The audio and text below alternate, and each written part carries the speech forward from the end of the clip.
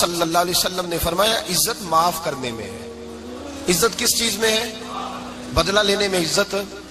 یہ حقائق ہے۔ عزت بدلہ لینے، جس نے ایک تھپڑ کے جواب میں دو مارے وہ باعزت نہیں، بلکہ مسند امام محمد بن حنبل پڑھی، حضرت موسیٰ علیہ السلام کوہ طور پہ کھڑے، میرے رسول پاک علیہ السلام فرماتے ہیں جناب موسیٰ علیہ السلام نے اللہ کی بارگاہ میں عرض کیا، اے اللہ ساری دنیا کہتی ہے ہم عزت والے ہیں، ہم عزت والے، من اعز عبادک یا اللہ، اے اللہ تو بتا تیرے بندوں میں عزت والا کون ہے؟ تو حضرت موسیٰ کہتے ہیں رب کریم نے فرمایا اذا قادر غفارا، جس کے پاس بدلہ لینے کی طاقت ہو پھر بھی معاف کر دے وہ بڑی عزت والا ہوا کرتا ہے۔ جو اینٹ کے جواب میں پتھر مار سکتا ہو، جو گولی کے جواب کے اندر 15 گولیاں مار سکتا ہو لیکن معاف کر دے وہ بڑی عزت والا ہے۔ عزت والا ہے جو معاف کرے۔ حضرت فخر جہاں دہلوی بہت بڑے درویش تھے، سلسلہ عالیہ چشتیہ کا بہت بڑا نام، اور اس صوفی کے آپ حالات پڑھیں تو رب کریم نے بڑا ہی نوازا ہوا تھا۔ دلی کی جامع مسجد کے خطیب، اور ان کی کرامت یہ تھی کہ جو آدمی آ کے سامنے کھڑا ہوتا تھا نا اسے بتانا نہیں پڑتا تھا کہ میرے دل میں کیا ہے، بتانا نہیں پڑتا تھا۔ سامنے آ کے کھڑا ہوتا تھا تو حضرت ہاتھ اٹھاتے تھے، کہتے تھے اللہ یہ بے اولاد ہے اسے اولاد عطا کر دے۔ دوسرا آ کے کھڑا ہوا، خوشی نہیں ہو رہی آپ کو؟ دوسرا آدمی کھڑا ہوا، دوسرا آدمی، اس نے آ کے کہا دعا کے لیے سامنے کھڑا ہوا تو حضرت کہنے لگے اے اللہ بیمار ہے، وہ کہتا میرے دل میں بات تھی مجھے بتانی نہیں پڑی، اتقوا فراست المؤمن فانه ينظر بنور اللہ، نبی پاک نے فرمایا مومن کی فراست قلبی سے ڈرا کرو، وہ تو اللہ کے نور سے دیکھتا ہے، نور الہی سے۔ میں بیمار ہوں کہنا نہیں پڑا، حضرت نے دعا کر دی۔ اب جب اجتماع زیادہ ہو گیا، لوگ بڑھ گئے، دلی کی جامع مسجد کے باہر بھی صفیں بچھنے لگی، تو بادشاہ کو ٹینشن ہو گئی کہ یہ مولوی میرے لیے مسئلہ ہی نہ بنا دے کل کو۔ اس نے ایک سازش رچی، ایک طوائف تھی، اس طوائف کو کچھ پیسے دیے، کہنے لگے ایکٹنگ کرنی ہے، کہنے لگی فکر نہ کریں۔ جمعے کا دن تھا، ہزاروں کا مجمع حضرت کے پیچھے جمعہ پڑھنے آیا، حضرت جمعے کی نماز پڑھا کے سیڑھیاں اتر رہے تھے، سائلین کا رش تھا، ادھر بھی لوگ تھے ادھر بھی لوگ، حضرت جا رہے، حضرت نیچے اتر رہے سیڑھیوں سے، دائیں بائیں لوگ ہیں۔ وہ بی بی آگے بڑھی اور اس طرح اس نے گفتگو شروع کی جیسے بڑا پرانا جاننے والی ہے، پتہ کیا لفظ ادا کرتی ہے؟ السلام علیکم، وعلیکم السلام، کیسی طبیعت ہے؟ رات تو پھر آپ آ گئے، ملاقات ہی نہیں ہو سکی، وہ معاف کیجئے گا اس وقت اس لیے آئی ہوں کہ آپ رات کو مجھے کھوٹے سکے دے گئے تھے، کھوٹے سکے، تو میں بازار گئی ہوں تو دکاندار نے لیے نہیں، تو یہ کھوٹے سکے۔ وہ جو دائیں بائیں لوگ تھے نا مد و جزر ہونے لگا، جو پیار میں کچے تھے وہ تڑپنے لگے کہ ہمارا پیر رات کو کہاں ہوتا ہے، ہم نے تو کبھی پوچھا ہی نہیں، ہم تو سمجھتے ہیں حجرے میں ہوتا ہے، یہ رات کو کہاں ہوتا ہے، کہاں ہوتا ہے رات کو؟ جنہ اندر عشق سمایا اونا نہیں پاج جانا۔ سارے ایسے نہیں ہوتے، جنہ اندر عشق سمایا اونا نہیں پاج جانا، پاویں سونے ملن ہزاراں آسانی یار بٹاؤنا۔ کچھ تو کھڑے تھے کہنے لگے جو مرضی بھی ہو جائے، جو ہم نے دیکھا وہ دیکھ ہی کوئی نہیں سکتا، کوئی جو مرضی، کچھ مد و جزر کا شکار ہے۔ حالات بدلنے لگے، اب وہ بی بی اس طرح گفتگو کر رہی ہے جیسے بڑی پرانی جاننے والی ہے، کہنے لگی کھوٹے سکے دے گئے تھے، دکاندار نے لیے نہیں۔ حضرت کے چہرے پہ کوئی شکن نہیں آیا، آپ نے اپنا ہاتھ اٹھایا جیب میں ڈالا، الٹا پیسے نکالے اور سیدھا اس بی بی کے سر پہ رکھا، کہنے لگے بیٹی فکر والی بات کوئی نہیں، تو مجھ سے اصلی سکے لے جا، جا اصلی سکے لے جا، تیرا کام ہو جائے، اور فکر نہ کرنا، پھر بھی ضرورت پڑے نا تو آ جانا، میں اصلی سکے دے دوں گا۔ یہ لفظ کہہ کے حضرت نیچے اترے تو وہ دوڑی ہوئی آئی، پلٹ کے آئی، پیروں میں بیٹھی، کہنے لگی بابا تو کس مٹی کا بنا ہے، کس نور سے تیری تخلیق ہوئی ہے، کس حسین مزاج کا تو مالک ہے؟ میں وہ بی بی جس کو سارے لوگ گندی نظر سے دیکھتے ہیں معاذ اللہ، اور میں فلاں بادشاہ کے کہنے پر ایکٹنگ کرنے آئی طوائف، اور میں تیرے دروازے پہ تجھے بدنام کرنے آئی ہوں اور تو نے مجھے بیٹی بنا لیا ہے۔ آج تک کسی نے بیٹی نہیں کہا اور تو نے میرے سر پہ ہاتھ رکھ کے کہا بیٹی، یہ لفظ کہے قدموں میں گری، اٹھ کے حضرت نے سر پہ پھر ہاتھ پھیرا، اٹھی آنسو پونچھے، نقاب اوڑا، کہنے لگی اب میں دلی والوں کو بتاؤں گی کہ فخر جہاں کی بیٹی کس طرح کی ہوا کرتی ہے، اب بتاؤں گی فخر جہاں کی بیٹی کس طرح کی ہوتی ہے۔ فرمایا میرا مکان اب کسی طوائف کا کوٹھا نہیں رہے گا، میں اسے مسجد بناؤں گی، اب قیامت تک وہاں سے یا درود پڑھا جائے گا یا محمد عربی کے نام کی اذانیں پڑھی جائے گی۔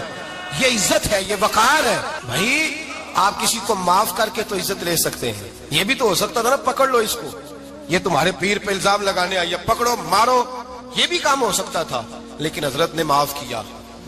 امام زین العابدین میرے مصطفیٰ کریم کے نواسے امام حسین کا میدان کربلا میں بچ جانے والے اکیلے بیٹے.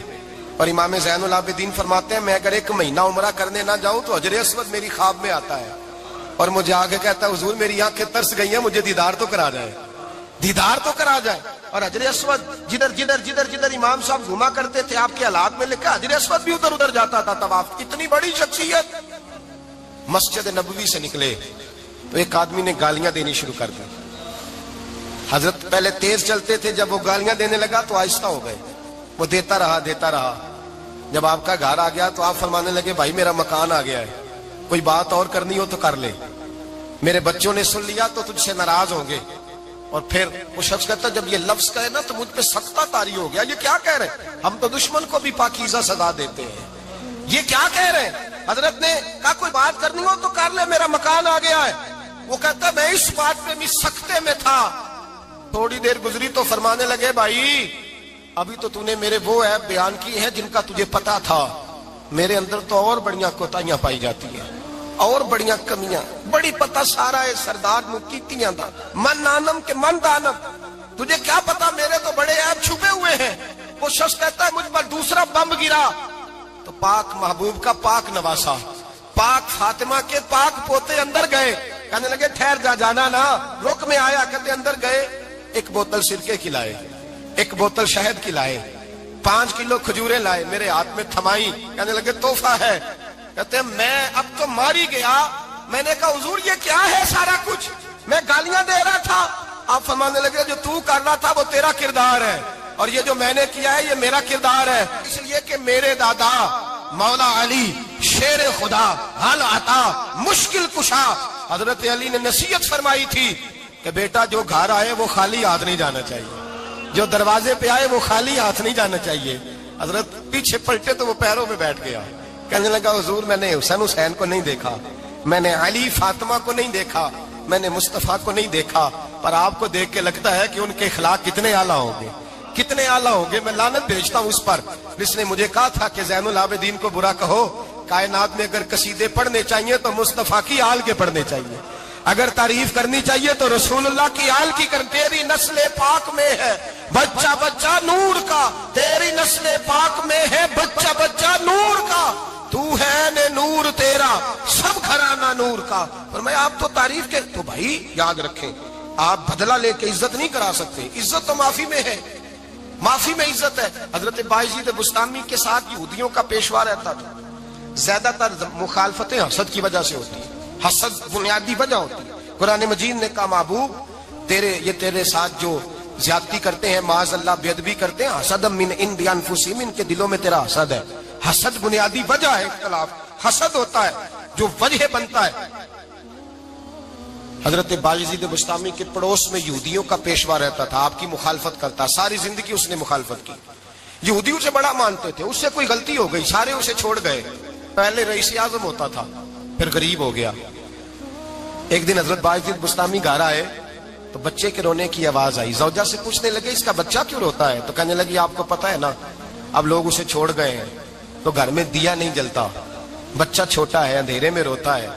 رات گہری ہو گئی تو حضرت بایزید نے اپنے گھر سے دیا اٹھایا, اپنے گھر سے دروازے پہ دستک دی. وہ باہر آیا تو جناب بایزید کا انداز کیا ہے, اس نے مخالفت کی زندگی بھر. انداز کیا ہے, باہر آتے ہی نا آپ فوراً اس کو بولنے نہیں دیا. کہنے لگے بھائی سن لے, میں پہلے بھی آ سکتا تھا, دیر سے اس لیے آیا ہوں کہ گلیاں سنسان ہو جائیں, لوگ سو جائیں, تجھے اور مجھے کوئی نہیں دیکھ رہا ہے کہ میں ہوں دوسرا تو ہے, اور تو مجھے اچھی طرح جانتا ہے. بایزید وہ نہیں کہ جو نیکی کرے گا اور دنیا کو بتائے گا, میں تیرا راز بھی رکھوں گا. اور بچے تو معصوم ہوتے ہیں نا. فرمایا میرے بڑے ہو گئے تیرے چھوٹے ہیں, یہ پکڑ لے دیا گھر میں لے جا, اور میرا وعدہ ہے کسی کو ساری زندگی اس نے مخالفت کی. وہ شخص کہتا ہے مجھے بولنے کا موقع نہ دیا, دیا دے کے چلے گئے. اگلی شام پھر آئی, رات گہری ہوئی تو پھر دروازے پہ دستک ہوئی. میں باہر گیا, نیا چراغ, نئی بتی, نیا دیا. کہنے لگے دیکھ کوئی نہیں دیکھ رہا, میں اس وقت آیا ہوں جب تنہائی ہو, اور تو مجھے جانتا ہے میں غلط بات بھی نہیں کرتا, یہ دیا رکھ لے, میں کسی کو بتاؤں گا بھی نہیں. کہتے چلے گئے. تیسرا دن آیا تو وہ یہودی کہتا ہے میرے صبر کا بندھن ٹوٹ گیا, میں ٹوٹ گیا. ان کی نیکی نے مجھے خرید لیا, ان کے معاف کرنے نے ان کی عزت میرے دل میری روح میں بڑھا دی. कहते हैं जब दरवाजे पर दस्तक दी, मैं बाहर आया, उन्होंने दिया थमाया, कहने लगे देख भी कोई नहीं रहा, और तू मुझे जानता है, मैं मुस्तफा का गुलाम हूं, मैं झूठ भी नहीं बोलता, मैं बताऊंगा भी नहीं, तेरा राज रखूंगा। कहते उन्होंने दिया दिया तो उस यहूदी पेशवा ने शोर मचाना शुरू किया, कहने लगा मुसलमानों बाहर निकलो, यहूदियों बाहर आओ, ईसाइयों बाहर आओ। शोर मच गया, लोग छतों पे चढ़ गए। क्या हुआ क्या हुआ? कहने लगा ये बायजीद है, मैं यहूदियों का पेशवा हूं, मैंने सारी जिंदगी झूठे इल्जाम लगाए, सारी जिंदगी इसको बदनाम करने का हर हरबा इस्तेमाल किया, जो मुझसे बन सकता था मैंने किया, पर ये अजीब शख्स है, ये परसों भी मुझे दिया दे गया है, आज भी दे गया है, कल भी दे गया है, मैं सारी जिंदगी इसे रुलाता रहा, और इसने मेरा छोटा सा बच्चा भी मेरे बच्चे का रोना भी इससे बर्दाश्त नहीं हुआ। मैं तुम सबको गवाह बना के कहता हूं, मैं झूठा हूं, बायजीद सच्चे हैं, इनका मजहब भी सच्चा है, कुरान भी सच्चा है, इस्लाम भी सच्चा है, और जिस मुस्तफा का ये कलमा पढ़ते हैं वो महबूब भी बड़ा सच्चा है, ये सच्चे दीन के मानने वाले हैं। कहने लगे मैं तुम्हें गवाह बना के मुस्तफा का कलमा पढ़ता हूं और तुम्हें बताता हूं कि आओ सारे दरे रसूल पे झुक जाए। भाई याद रखें, समझें, गौर करें, इज्जत दरगुजर से, अब इस पर मैं ज्यादा बात नहीं कर सकता, इज्जत दरगुजर से मिलेगी। एक तो आपको इज्जत आजिज़ी से मिलेगी, तकवे से मिलेगी, इज्जत दरगुजर से मिलेगी, इज्जत कनात से मिलेगी, इज्जत कम बोलने से मिलेगी। और अगर ज्यादा इज्जत लेनी है और इज्जत इतनी लेनी है कि छा जाओ दुनिया में, अगर छा जाने का शौक हो ना, तो फिर रब फरमाता है मेरे मुस्तफा की गुलामी कर लो, फिर मेरे नबी के हो जाओ। कुल इन कुंतुम तुहिब्बूनल्लाह फत्तबिऊनी युहब्बिबकुमुल्लाह, फरमाया तुम मेरे नबी के हो जाओ, दुनिया भी तुम्हारी और दुनिया बनाने वाला खुदा भी तुम्हारा हो जाएगा। तुम मेरे गुलामी मुस्तफा में इज्जत है, रसूलुल्लाह की नौकरी में, और कसम अल्लाह की बड़ी इज्जत है, बड़ी इज्जत है, बड़ा वकार है, बड़ा प्यार, बड़ा हुस्न है, बड़ी रानाई, बड़ा ठहराव है। यार वो जो लोग कहते हैं ना मैं पता नहीं कौन हूं, कहां का रहने वाला हूं, यार नहीं लोग पूछते तू कौन था, तेरी बरादरी क्या है, तू कहां का है, नहीं पूछते। तेरे लबों पे अगर जिक्र मुस्तफा है तो दुनिया तेरी गुलाम है, अगर तू हुजूर का है तो फिर सारे दामन मुस्तफा से जो भी लिपटा वो यगाना हो गया, और जिसके हुजूर हो गए उसका जमाना हो गया, जिसके हुजूर हो गए उसका, इकबाल कहते हैं कुव्वत इश्क से हर पस्त को बाला कर दे, और दहर में इसमें मोहम्मद से उजाला कर दे। और की मोहम्मद से वफा तूने तो हम तेरे, की मोहम्मद से वफा तूने तो हम तेरे, ये जहां चीज है क्या लौह कलम तेरे। रसूलुल्लाह की गुलामी इज्जत देती है, नबी पाक की नौकरी, अल्लाह करे आप बोल पड़े आमीन कहना, नबी पाक की गुलामी इज्जत है, हुजूर की गुलामी। यार बंदा बिल्कुल बेअमल हो ना, बिल्कुल, तो मेरी तरह दाढ़ी रख के पगड़ी बांध के बस में भी चढ़ जाए तो कई लोग सीटें खाली कर देते हैं, कहते हैं बुजुर्गो यहाँ आ जाए, हजरत जी यहाँ आ जाए, तो फिर इज्जत किस चीज की हुई? सुन्नत मुस्तफा की हुई ना, फिर इज्जत नबी पाक की सुन्नत की हुई ना, वकार की हुई ना। एक साहब, एक बच्चे ने दाढ़ी रख ली तो मुझे आके कहने लगे हजरत जी लोग बड़े बड़े लकब देने लगे हैं। मैंने कहा क्या? कोई कहता है हजरत साहब, कोई कहता है कारी साहब, कोई कहता है हाफिज साहब, कोई कहता है अल्लामा साहब। तो मैंने कहा तेरी मौज नहीं बन गई, 4 सालों में हिफज होता है, तुझे मुफ्त का लकब मिल गया है, से निजामी 8 साल में होता है, मुफ्त का अल्लामा बन गया है, तुझे वकार नहीं दे दिया अल्लाह ताला ने। इज्जत मेरे आला हजरत फरमाते हैं, इज्जत दरे रसूल पे है, इज्जत हुजूर की। और आला हजरत ने एक बात लिखी है बड़ी कीमती, और मैं ना जब कभी परेशान होता हूं ना तो मैं ये वाली बात खोल के पढ़ता हूं। आला हजरत ये बात ढारस बंधाती है, ढारस तवानाई देती है, पूरा मजमून बांधा है। आला हजरत कहते हैं बैरूपिया था मदारी, रूप बदल बदल के दिखाया करता था, बादशाहों से इनाम लेता था। एक दिन औरंगजेब आलमगीर के पास आ गया, कहने लगा मैं रूप बदलूंगा, अगर आप पहचान ना सके तो मैं इनाम लूंगा। आपने फरमाया मैं कोई ऐसे वैसा बादशाह नहीं, कहा मुझे धोखा देना मुश्किल है, कहा नहीं मैं रूप बदलूंगा। हजरत औरंगजेब आलमगीर बड़े नेक बादशाह गुजरे, बड़े परहेजगार आदमी, वो बेरूपिया कहने लगा मैं रूप बदलूंगा, आप नहीं पहचान सकेंगे। फरमाया चल जितना तेरे अंदर जोर है लगा ले। हजरत ने ऐलान किया कि मैंने फौजी भर्ती कर दे, 2 माह के बाद टेस्ट होगा। वो 2 महीने दौड़ता रहा, रंग रूप बनाता रहा, आया टेस्ट देने, 2-3 सिपाहियों का इम्तिहान लिया, उसकी बारी आई तो 10 रुपए दिए, कहने लगे तेरे आने जाने का किराया मैंने तुझे पहचान लिया है। कुछ दिनों के बाद जाने लगे सफर पर, तो भिखारी आ गए खैरात मांगने, उसने भी सारे मुंह पर स्याही मार ली, कपड़े फाड़ लिए, सर के बाल मुंडा लिए, भवें तक कटा ली, बदरंग होके आया, कासा आगे किया तो हजरत ने 10 रुपए डाले, कहने लगे तेरे आने जाने का किराया मैंने पहचान लिया है। कुछ दिन गुजरे तो टीचर की जरूरत थी, उसने मूछें बड़ी कर ली, दाढ़ी नकली लगा ली, सर पे जिना कैप पहन ली, एक शेरवानी ले ली और हाथ में छड़ी पकड़ के आया। کہنے لگا میں استاد ہوں، 2-4 بندوں کا امتحان لیا، اس کی باری آئی تو 5 روپے دیے، 10 روپے دیے، کہا تیرا کرایہ میں نے پہچان لیا۔ 2 سال گزر گئے، وہ جب بھی آتا حضرت پہچان لیتے۔ ایک دن سفر پہ جا رہے تھے، بہت بڑا لشکر تھا، جہاد کرنے جا رہے تھے اورنگزیب عالمگیر، تو دیکھا ایک پہاڑی ہے، پہاڑی پہ لوگ جا بھی رہے ہیں آ بھی رہے۔ اورنگزیب عالمگیر پوچھنے لگے یہاں کیا ہے؟ کہنے لگے ایک بابا جی بیٹھے ہیں دعا کرتے ہیں، اللہ کے نیک بندے ہیں۔ اورنگزیب کہنے لگے یار پرانے لوگ سارے ہی اللہ والوں کو مانتے، یہ بھی مصیبت آئی ہے جتنی نہیں آئی ہے، سارے لوگ ہی مانتے۔ کہنے لگے ذرا میں دعا نہ کرا لوں، اچھے کام جا رہا ہوں۔ اورنگزیب بادشاہ تھے، بادشاہ لوگ نازک مزاج ہوتے ہیں، گھوڑے سے اترے، بڑی مشکل سے پہاڑی پہ چڑھے، اوپر گئے تو لائن لگی ہے، بابا جی غار میں بیٹھے۔ کہنے لگے میں نے ملنا، میں اورنگزیب ہوں۔ انہوں نے کہا ہمارا بابا اس طرح کا پیر نہیں کہ امیر آئے تو رنگ اور ہو، غریب آئے تو اور ہو، یہاں اگر ملنا ہے تو لائن میں لگ جاؤ، سب ایک جیسے۔ اب لائن میں کھڑے ہو گئے، 50 آدمی آگے تھے، کہتے ہیں 51واں نمبر تھا، تھک گیا دھوپ میں کھڑا کھڑا۔ جب میں پہنچا غار کے دہانے تو میں نے بابا جی کے چہرے پہ نظر ڈالی تو بڑا نورانی چہرہ، بڑی خوبصورت لب و لہجہ۔ میں نے کہا میرے جیسا آدمی بھی پگڑی باندھ لے تو اچھا لگنے لگ جاتا ہے، بڑا خوبصورت انداز۔ کہتے ہیں میں ان کے پاس اتحیات کی حالت میں بیٹھ گیا۔ میں نے کہا حضور میں جا رہا ہوں جہاد کرنے، دعا کرنا۔ بزرگوں نے ہاتھ اٹھائے، اللہ اس کی مدد فرما، دین کو غلبہ عطا فرما، اسے دین کا سچا پکا سپاہی بنا۔ پھر تھپکی دی، 2-4 نصیحتیں بھی کر ڈالی، دیکھنا ظلم نہ کرنا، زیادتی نہ کرنا، جب تو جیت فخر نہ کرنا، غرور نہ کرنا، نصیحتیں بھی کر دی۔ کہتے ہیں اب جب میں اٹھا تو 2-4 دینار بطور نذرانہ مسلح کے نیچے رکھے، اور الٹے قدم جب میں غار سے اترا انہوں نے رومال جاڑا اور اٹھ کے کھڑے ہو گئے، کہنے لگے آج نہیں تو نے پہچانا، آج نہیں تو نے پہچانا، میرا انعام بنتا ہے، آج نہیں پہچانا، لا پیسے۔ اورنگزیب کہنے لگا یار تو نے حد کر دی، کہاں چڑھا کہاں کھڑا رہا، دھوپ میں تھک گیا، کمال کر دی بھائی تو نے، بتا تو کیا لے گا، اب تو دیکھ جلدی بتا، کتنے لوگ پیچھے دھوپ میں کھڑے ہیں، لشکر سارا کھڑا ہے، کیا لے گا؟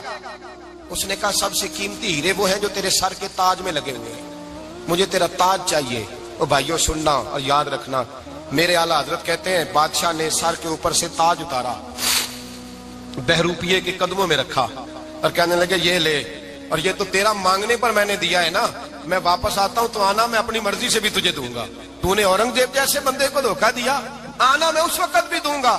وہ دے کر بس بات ختم ہو گئی، حد ہو گئی، دے کر کہتے ہیں جب میں پلٹا نا واپس، بہروپیے نے آواز دی بادشاہ ٹھہر جا، تو میں نے پلٹ کے دیکھا تو کہنے لگے یہ اپنا تاج لے جا، اٹھا اور لے جا۔ میں نے کہا 2 سال بیت گئے تجھے محنت کرتے، آج قابو آیا تو لے جاؤں۔ کہنے لگا لے جا، مسئلہ سمجھ میں آ گیا۔ میں نے کہا مجھے بھی تو سمجھانا۔ تو کہتے ہیں وہ پھوٹ پھوٹ کے رویا، اس کی آنکھیں برس پڑی، سیلاب کی طرح آنسو بہ نکلے، تڑپا اور رو کے کہنے لگا بادشاہ میں نے جھوٹ موٹ رسول اللہ کی غلامی اختیار کی تھی، جھوٹ موٹ کی داڑھی، جھوٹ موٹ کی پگڑی، جھوٹ موٹ کا فقر، میں نے جھوٹ موٹ نبی پاک کا لباس پہنا ہے، تو تیرے جیسے بادشاہوں کے تاج میرے قدموں میں آ گئے ہیں۔ اگر میں سچ مچ رسول اللہ کا غلام بنوں گا تو اللہ کیا کچھ عطا فرمائے گا، اللہ کتنی نعمتوں سے نوازے گا۔ میرے اعلیٰ حضرت کیا فرماتے ہیں؟ اعلیٰ حضرت فرماتے ہیں فرشتے بھی کرتے ہیں تعظیم میری۔ کون جی؟ اللہ۔ ایسا عقیدہ بھی کم ملے گا جو بریلی کے امام کا عقیدہ ہے، ایسا بھی کم۔ کہتے ہیں فرشتے بھی کرتے ہیں تعظیم میری، کیوں؟ فرمانے لگے فدا ہو کے ان پر یہ عزت ملی ہے، فدا ہو کے ان پر یہ۔ حضرت سلمان فارسی گورنر تھے، کھانا کھا رہے تھے، دسترخوان بچھا تھا، رسول پاک صلی اللہ علیہ وسلم کا فرمان ہے روٹی کا لقمہ دسترخوان پہ گرے اٹھا کے کھا لو، اللہ تمہاری بخشش فرما دے گا۔ دسترخوان صاف ہوتا ہے، روٹی، بڑے گورنر تھے آپ، بڑے بڑے سفیر بیٹھے تھے، وزیر بیٹھے تھے، روٹی کا لقمہ گر گیا۔ آج تو لوگ فیشن میں عزت ڈھونڈتے ہیں نا، وقار ڈھونڈتے ہیں کہ میں جدید دنیا کے ساتھ مل جاؤں، میں معاذ اللہ لڑکی لڑکے کٹھے بٹھا کے منگنی کروں تو میں ماڈرن شمار ہو جاؤں گا، میں بڑے بڑے ڈھول بجاؤں تو ماڈرن بنوں گا، میں اگر مہندی پہ سارے تماشے کر ڈالوں تو میں ماڈرن ہوں۔ دیکھو عزت کس بات میں۔ حضرت سلمان فارسی روٹی کھا رہے تھے، سفیر وزیر نہ جانے بڑے بڑے لوگ بیٹھے تھے، کھانا کھاتے کھاتے لقمہ گرا دسترخوان پہ، حضرت سلمان فارسی نے سمیٹا، منہ میں رکھا، پھر انگلی مار کے دسترخوان صاف کیا۔ ایک صحابی کان میں کہنے لگے سلمان کیا کر رہے ہو، کیا کر، آپ گورنر ہے، سوچئے تو صحیح، یہ لوگ کیا کہیں گے دنیا دار کے، مسلمانوں کو روٹی نہیں ملتی، اٹھا اٹھا کے کھا رہے۔ کان میں بات کی، کان میں۔ حضرت سلمان فارسی کان میں جواب دے سکتے تھے، کہہ سکتے تھے نہیں ایسے ہی کرنا ہے، انہوں نے کان میں بات کی، لیکن جناب سلمان فارسی اعلیٰ اعلان بولے کہنے لگے ان 4 5 6 دنیا داروں کے لیے میں اپنے نبی کا طریقہ چھوڑ دوں, اپنے رسول کی سنت چھوڑ دوں؟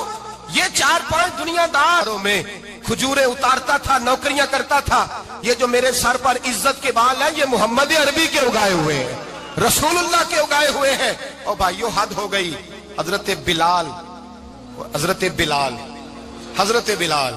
رضی اللہ تعالیٰ, حضرت بلال آئے جناب عمر سے ملنے.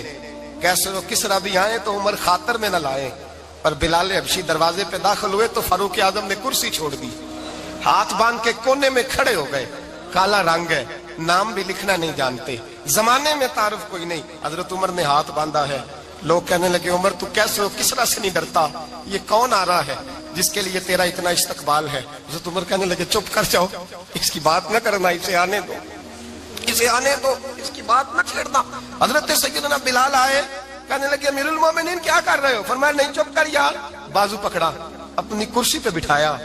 حضرت بلال کہنے لگے حضور میں غلام ہوں, مجھے تو طریقے بھی نہیں آتے ان کرسیوں پہ بیٹھنے کے, میں تو غریب ماں کا بیٹا, غلام باپ کی اولاد, سلیقہ, یہ آپ کیا کر رہے ہیں؟ تو حضرت عمر کہنے لگے بلال تھا تو غلام ہی, پر جب سے مصطفیٰ کا غلام بنا ہے تو ہمارا امام بن گیا ہے, اب تو امام ہے رسول اللہ کی امت کا.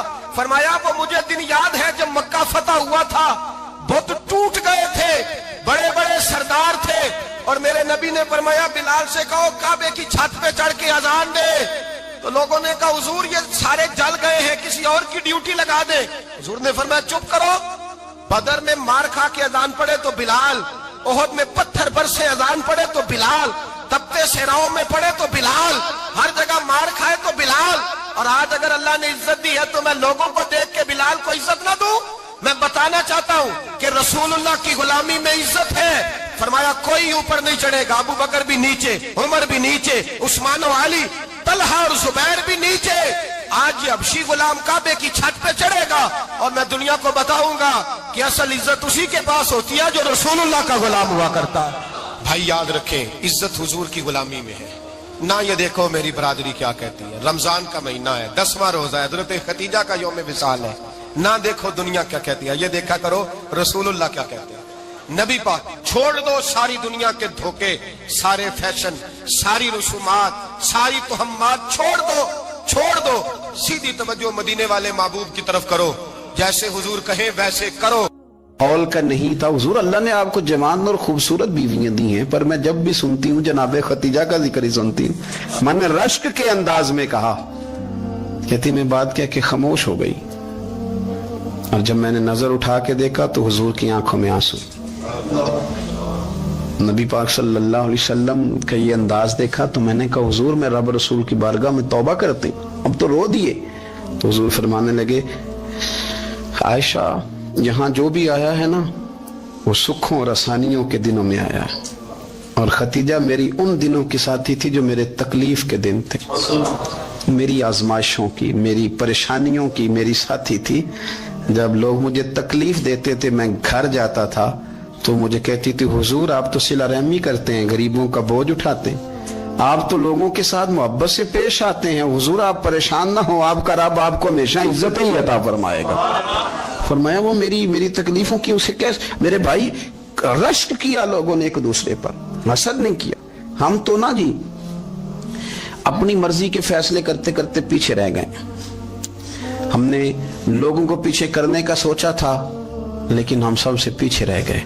ہم نے سیاست اور سازش کی تھی کہ کچھ لوگوں کے دلوں پہ پیر رکھ کے میں اپنا قد اونچا کروں گا, کچھ کے سینوں پہ پیر رکھ کے, لیکن ایسا نہیں ہوتا, یہ ہوتا نہیں. آپ کسی کی جگہ نہیں لے سکتے, اس لیے کہ رب نے سب کی جگہ اپنی اپنی بنائی ہوئی, سب کی جگہ. ہاں ایسا ضرور ہوتا ہے کہ کئی دفعہ نا ہم اپنے مقام کو گرا لیتے ہیں. وہ کسی نے کہا تھا کہ ایسا نہیں کہ تیری جگہ کوئی اور آ گیا, لیکن تیرا مقام بھی اب تیرا نہیں رہا. ہوتا یہ ہے کہ ہم نہ گرا لیتے ہیں اپنے آپ. اگر ہم رشک کا ماحول پیدا کریں, رشک کا, اور ہم کہیں کہ کیا بات ہے میں بھی سفر کروں گا, اس جانب جاؤں گا, بجائے یہ کہنا کہ فلاں آدمی بڑا آگے نکل گیا ہے, یہ کر کے نکل گیا ہے, وہ کر کے نکل گیا ہے, یہ کہنا کہ یار میں بھی رب کریم کی اس مدد کو تلاش کرتا ہوں جس کی برکت سے اللہ نے اس پر فضل فرمایا. امام غزالی فرماتے ہیں 3 لوگوں میں حسد زیادہ ہوتا ہے, بغض زیادہ پیدا کر لیتے ہیں. اب چونکہ مضمون ہے تو ساری بات کھول کے ہی کرنی پڑے گی نا. فرماتے ہیں 3 لوگوں میں حسد، بڑے عہدے والوں میں حسد زیادہ ہوتا ہے. یعنی صوبائی وزیر کہتا ہے کہ حق میرا ویسے وفاقی وزیر کا تھا، اور وفاقی وزیر کہتا ہے کہ جتنا میرا تجربہ ہے نا مجھے بنایا وزیر اعظم ہی جاتا تو بات ٹھیک تھی. حسد زیادہ بڑے عہدے والوں میں حسد، اور امام غزالی فرماتے ہیں مالداروں میں حسد زیادہ ہوتا ہے. غریب نے غریب سے کیا جلنا ہے؟ جلنے کو شے ہی کوئی نہیں، کس سے جلیں گے؟ تو غریب تو بیچارہ 4 روٹیاں ہوتی ہیں تو کہتا ہے چلو ٹھیک ہے آ جاؤ دونوں مل کے بیٹھ جاتے ہیں. غریبوں کے دوست بھی غریب. امیر حسد کرتے ہیں، وہ سودے پہ سودا کرتے ہیں، وہ ایک دوسرے کی کمزوریاں بیان کرتے ہیں. میں نے گاہکوں کو نفع لیتے دیکھا ہے، فلانے سے مال لیتے تھے جی اس نے بڑا تنگ کیا تو کہتا ہے اسی طرح کا تو مجھ سے خریدا کر. لوگ استعمال کر جاتے ہیں. وجہ بیچ میں کیا ہوتی ہے؟ حسد، عداوت، خرابی ہوتی. اور تیسری بات امام غزالی نے شاید میرے لیے کہی ہے. امام غزالی فرماتے ہیں علماء میں حسد بڑا ہوتا ہے، عہدے داروں میں، مالداروں میں اور علم والے لوگوں میں. وہ بھی اللہ کی تقسیم پر راضی نہیں ہوتے، چونکہ وہ سمجھتے ہیں مجھے یہ لفظ آتے ہیں، میری قابلیت زیادہ ہے، میں زیادہ پڑھا لکھا ہوں تو یہ منصب بھی میرا تھا، یہ کام بھی میرا تھا، یہ بھی میرے پاس ہونی چاہیے. ایسا نہیں ہوتا، یہ تو رب کریم کی عطا ہے.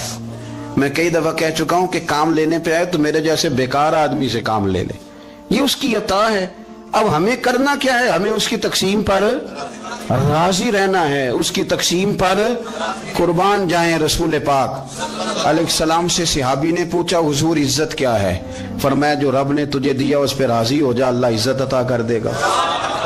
قناعت کر، جو اللہ نے تجھے دیا اس پر قناعت کر، اللہ تجھے عزت دے دے گا. حضور ذلت کیا ہے؟ فرمایا لوگوں سے لالچ نہ رکھنا، تو ذلیل ہو جائے گا. لالچ نہ کر. تیزی کے ساتھ پروموٹ ہوتی ہیں چیزیں، ہمیں سازش کرنی آتی ہے. ہمارا خیال ہوتا ہے کہ میں نے دوسروں کے پیسوں پہ کاروبار کرنا ہے، ہمارا خیال ہوتا ہے کہ پالٹی ڈال کے روٹی کھانی ہے، ہمارا خیال ہوتا ہے کہ کسی بندے کو کس طرح استعمال کرنا ہے. یاد رکھ لینا، کبھی بات نہ بھولنا، جو لوگوں کو استعمال کرنا چاہتا ہے وہ ساری زندگی استعمال ہوتا رہتا ہے. جو کسی شخص کو کسی مقام پر رسوا کرنا چاہتا ہے اپنی عزت بچا نہیں پاتا. جو آدمی لوگوں کو حقیر جانتا ہے اللہ اسے کبھی عزتیں عطا نہیں کرتا، وہ گڑھوں کے اندر گرتا چلا جاتا ہے. یاد رکھیں جو عزتیں دینی شروع کر دے رب اسے باعزت بنا دیتا ہے. جو پیار کرنا شروع کر دے معاشرے میں لوگ اس سے پیار کرنے لگ جاتے. جو کسی دیکھیں اگر ہم وہاں سے مانگے جہاں سے سب کو ملتا ہے تو پھر بندوں پر اتنی نظر رکھنے کی ضرورت باقی رہتی نہیں ہے. ادھر دیکھیں رشک کریں گے تو لالچ سے بھی بچیں گے، حسد سے بھی بچیں گے. بخاری مسلم میں حدیث ہے، حضرت ابو ہریرہ رضی اللہ تعالیٰ عنہ کہتے ہیں حضور کی بارگاہ میں حاضر تھے تو کچھ غریب لوگ حاضر ہوئے، غربا. انہوں نے عرض کی یا رسول اللہ صلی اللہ علیہ وسلم ایک گزارش کرنے آئے. حضور نے فرمایا کہو. یا رسول اللہ امیر تو ہم سے آگے نکل گئے. حضور نے فرمایا کس بات میں؟ عرض کی حضور نمازوں میں نہیں ہم گزرنے دیتے، اتنے نفل وہ پڑھتے ہیں اتنے ہم بھی پڑھ لیں گے. صحیح بتانا صحیح.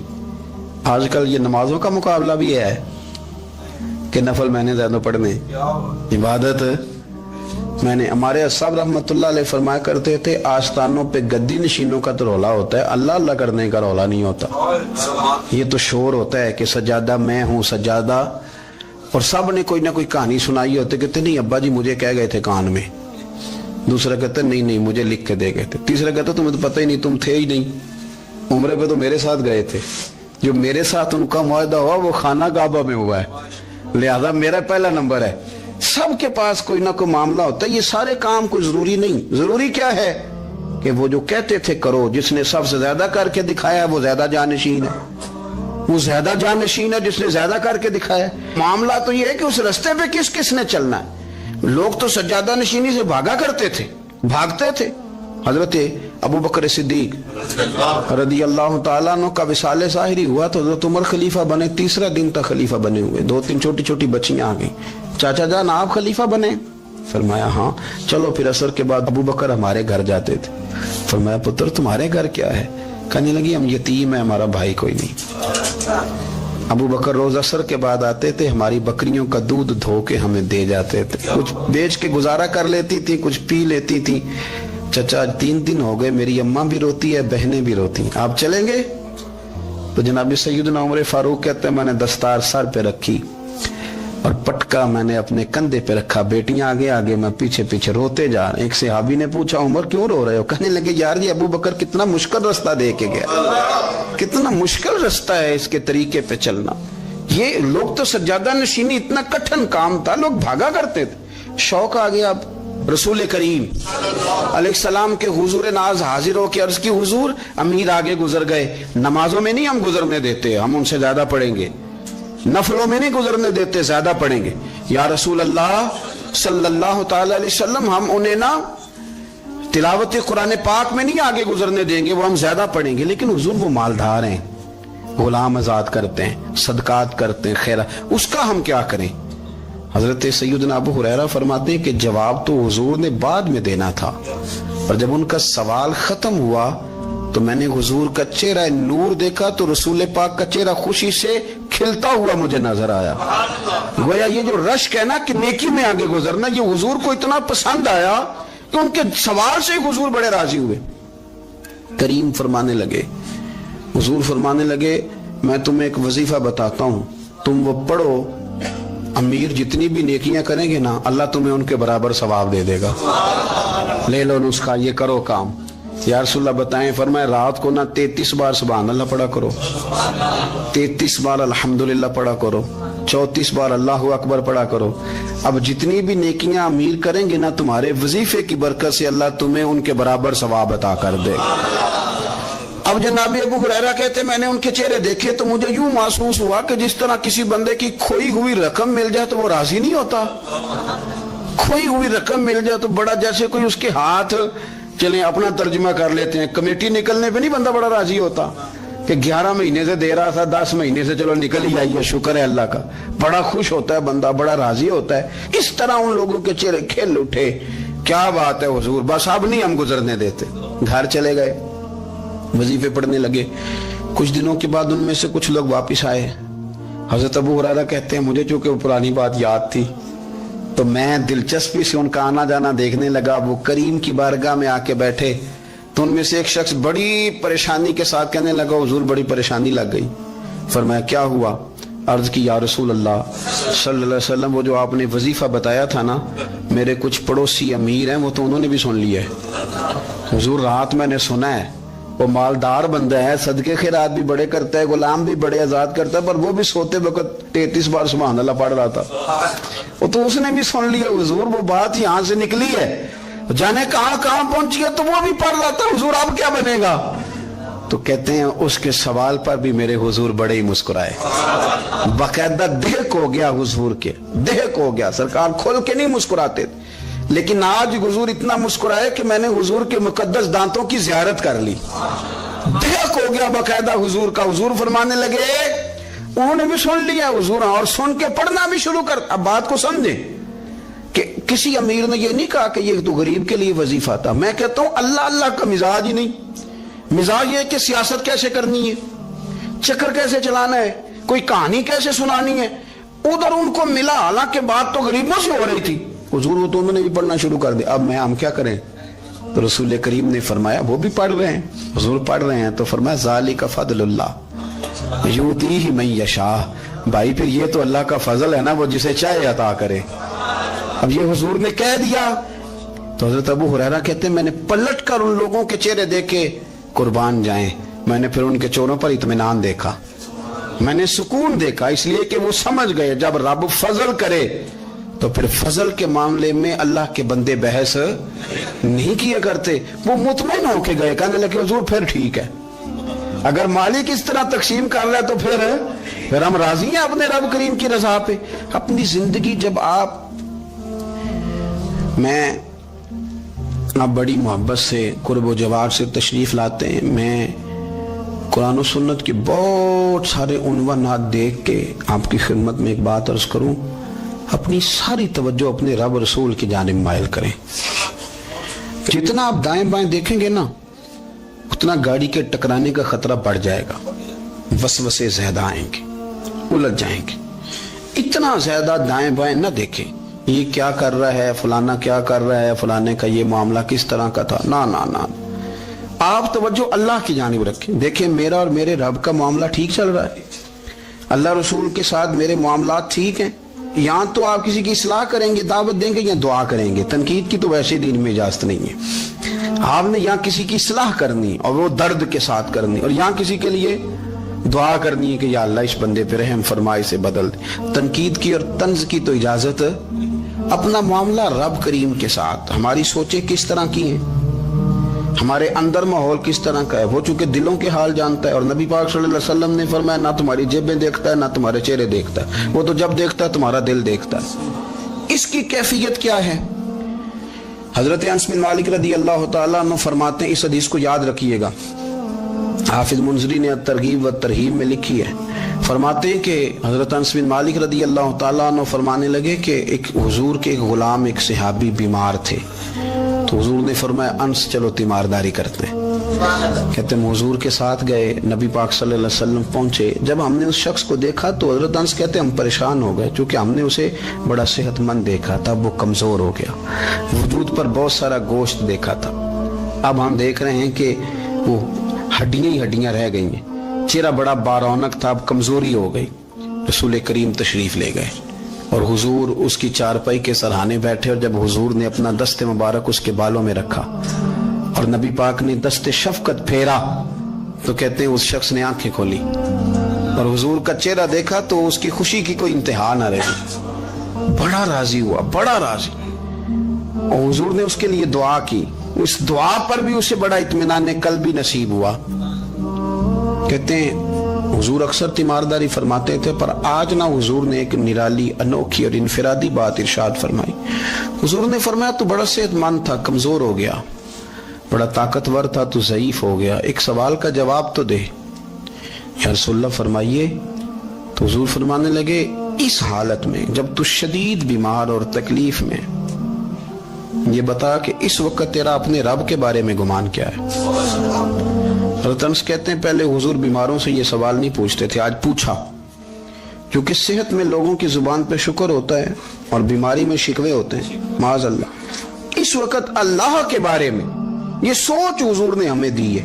تم نے ہر وقت یہ ذہن بنانا ہے کہ یہاں رب کریم کے بارے میں کیا تصورات پل رہے ہیں، آوازیں کیا اٹھ رہی ہیں، اس وقت تیرا اللہ کے بارے میں گمان کیا ہے. جناب انس بن مالک کہتے اس نے ہمیں اشارہ کیا کہ مجھے اٹھا کے بٹھاؤ. ہم نے بٹھایا تو کہتے ہیں پھر اس نے اپنی آنکھیں کھولی اور حضور کے چہرے نور پر نظر کر کے نظر جھکا لی. عرض کرتا یا رسول اللہ میں کمزور ہوں، بیمار ہوں، تکلیف میں ہوں، اٹھ نہیں سکتا، کھا نہیں سکتا، پر حضور ابھی بھی میرے دل سے آواز یہی نکلتی ہے کہ میرا رب بڑا ہی کریم ہے، میرا اللہ بڑا ہی مہربان ہے، وہ بڑا ہی معاف کرنے والا ہے، وہ اپنے بندوں سے پیار ہی بڑا کرتا ہے. آپ میری بات کو سمجھیں، کیفیت کیا ہے اور الفاظ کیا ہیں. حضور وہ مجھ سے بڑی محبت کرتا ہے، بڑے پیار والا ہے. یہ لفظ کہتے کہتے آواز بھرا گئی، آنسو نکل آئے. پھر اس نے تکلیف زیادہ محسوس کی تو وہ لیٹ گیا اور پھر اس نے حضور کے چہرے نور پہ نظر ڈالی، کلمہ پڑھا، روح ہی پرواز کر گئی. حضرت انس بن مالک فرماتے ہیں ہم اس کے گھر سے نکلے اور جب حضور اس کے کمرے سے باہر آئے تو رسول کریم نے پلٹ کر رک کر پھر پیچھے دیکھا اور فرمایا انس اگر کسی جنتی کی زیارت کرنی ہے تو میرے اس غلام کا چہرہ دیکھ لو. اس لیے کہ جن لوگوں کے نظریات رب کریم کے بارے میں اس طرح کے ہوں پھر ان کے خاتمے خیر کے ہوتے ہیں.